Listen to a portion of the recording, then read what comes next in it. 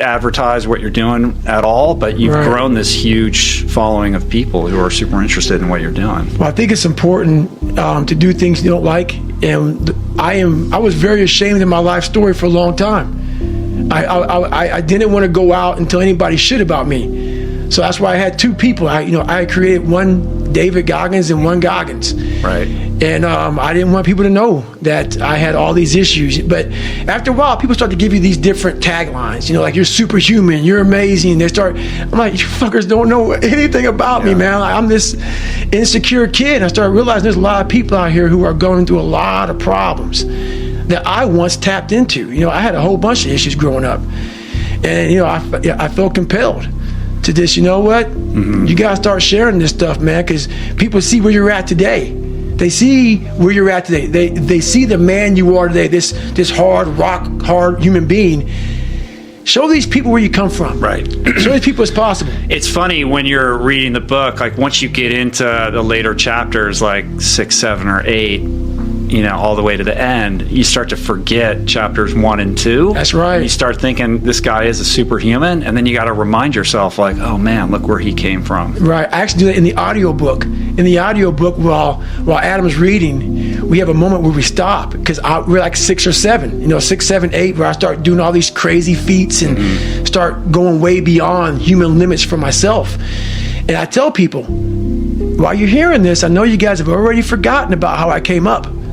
Don't forget the torture I endured mentally and physically in my own mind, going through all this shit. So don't ever forget that. So people forget that so quickly when they get to that 7, 8, 9, 10 chapters. If you don't know that, you will live the rest of your life searching, always asking the question, why? So on that last 19 miles, feet are broken, ankles are taped, shin splints, stress fractures. What are the words that are going through your mind? Are you in the cookie jar? I'm deep in the cookie jar, and the cookie jar is something that I've made up of all the failures of my life, all the things that I failed and I went back. I failed and I went back and I finally succeeded. All the things that kicked my ass.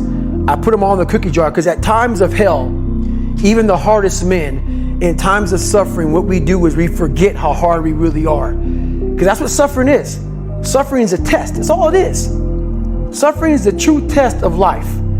And so that cookie jar travels in my brain. So whenever I get put in a situation where I have poopy pants, the woe is me mentality of, oh my God, life sucks. I take the 1 second decision. I step out of my life for 1 second, go in the cookie jar, pull up, oh, motherfucker, you were in 3 hell weeks and finished 2. One of those hell weeks a guy died because it was so bad.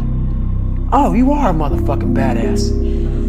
You are. I put it back in the cookie jar and I remember who the fuck I really am. I'm not the kid that was called nigga. I'm not the scared kid. This is who I am. It's a reminder of who you truly are at the core of yourself. But what I was saying to myself the whole time on that track, and this is what I say to myself. Self-talk and visualization are the 2 keys to my success.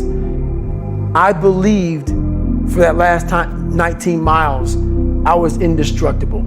Because I took myself in that chair, crapping up my back, peeing blood down my leg, shin splints, stress fractures. I use all that for motivation versus negativity. I use it for motivation. I said to myself, who on this fucking earth would still be going right now? You are. You are.